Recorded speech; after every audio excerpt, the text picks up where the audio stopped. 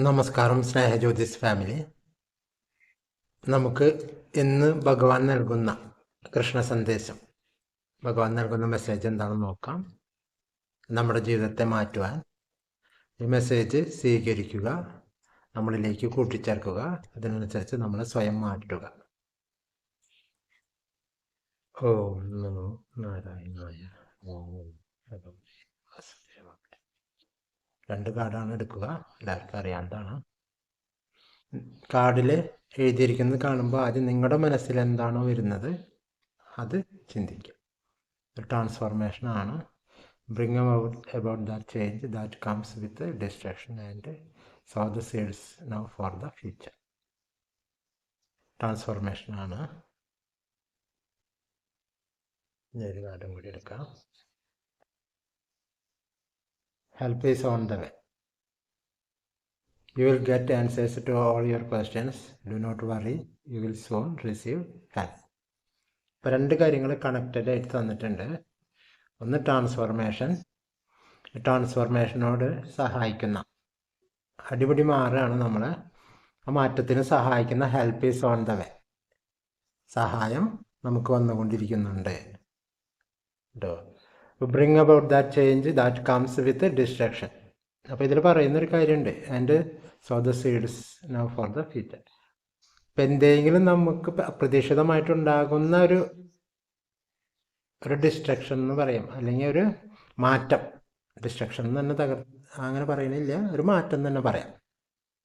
നമ്മൾ അടിമുടി മാറ്റുന്നൊരു എന്തെങ്കിലും സംഭവിക്കുകയാണെങ്കിൽ നമ്മുടെ ജീവിതത്തിൽ, അപ്പം അത് ആ ഒരു മാറ്റത്തോടു കൂടി നമ്മുടെ ആ ഒരു ചേഞ്ചിനെ, അതായത് ആ ഒരു അടിമുടി ചിലപ്പോൾ ഒരു പക്ഷേ നമ്മളെ തകർക്കുന്ന രീതിയിലായിരിക്കും, ചിലപ്പോൾ നമുക്ക് പ്രതീക്ഷിക്കാത്ത രീതിയിലൊരു തിരിച്ചടി ആയിരിക്കാം, അല്ലെങ്കിൽ നമുക്ക് പ്രതീക്ഷിക്കാത്ത രീതിയിൽ ബന്ധങ്ങളിലുണ്ടാകുന്ന വിള്ളലുകൾ, അങ്ങനെ ഏതെങ്കിലും രീതിയിൽ ബിസിനസ്സിലോ എന്തെങ്കിലും ഉണ്ടാകുന്നത്, അങ്ങനെ വരുന്ന ചേഞ്ചിനെ നമ്മൾ സ്വീകരിക്കുക. എന്തിനാണെന്ന് വെച്ചാൽ നൗ ഫോർ ദ ഫ്യൂച്ചർ. എന്തിനത്? ഫ്യൂച്ചറിന് വേണ്ടിയിട്ട്. അപ്പോൾ വലിയൊരു മാറ്റം നമ്മളെ കൊണ്ടുവരുന്നത്, നമ്മളിലൊരു തകർച്ച കൊണ്ടുവരുന്നത്, അത് നമ്മളൊന്ന് മാറ്റി, അടിപൊളി മാറ്റി പുതിയൊരു ഫ്യൂച്ചറിന് വേണ്ടിയിട്ട് നമ്മൾ സെറ്റ് ചെയ്യാനാണ് കേട്ടോ. കാരണം ഫ്യൂച്ചറിലുണ്ടാകുന്ന നമ്മുടെ മാറ്റത്തിന് വേണ്ടിയിട്ട് ഇപ്പം നമ്മൾ ആ ഒരു ബിൽഡിങ്ങിനെ തകർത്ത് പുതിയതായിട്ട് കിട്ടുക എന്ന് പറയില്ലേ, അതുപോലെ ഒരു ഉദാഹരണം പറഞ്ഞതാണ്. അപ്പോൾ ഇതിൽ പേടിക്കേണ്ട കാര്യമില്ല എന്ന് പറഞ്ഞത്. You will get answers to all your questions. Do not worry, you will soon receive help. അപ്പം നമ്മളിപ്പോൾ ഒറ്റയ്ക്കാണെന്ന് ചിന്തിക്കേണ്ട, നമുക്കുള്ള ഹെൽപ്പ് ഓൾറെഡി ഭഗവാനിൽ നിന്നും വരുന്നുണ്ട്. അതായത് ഭഗവാൻ നമ്മളെ ഒന്ന് പുതിയതാക്കി ഉടച്ചു വാർക്കാൻ വേണ്ടി ഭഗവാൻ ഒന്ന് നോക്കിക്കൊണ്ട് നിൽക്കുകയാണ്.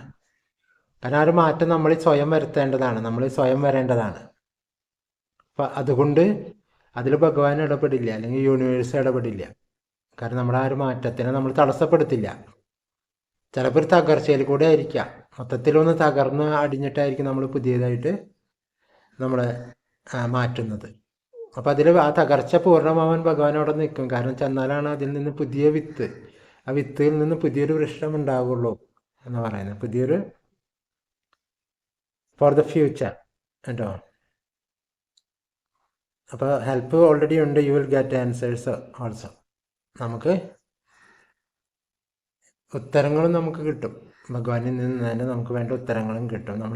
നമ്മുടെ ഉള്ളിൽ വരുന്ന ക്വസ്റ്റ്യൻസിനുള്ള ഉത്തരങ്ങളും കിട്ടും. ഡു നോട്ട് വറി എന്നാണ് പറഞ്ഞിരിക്കുന്നത്.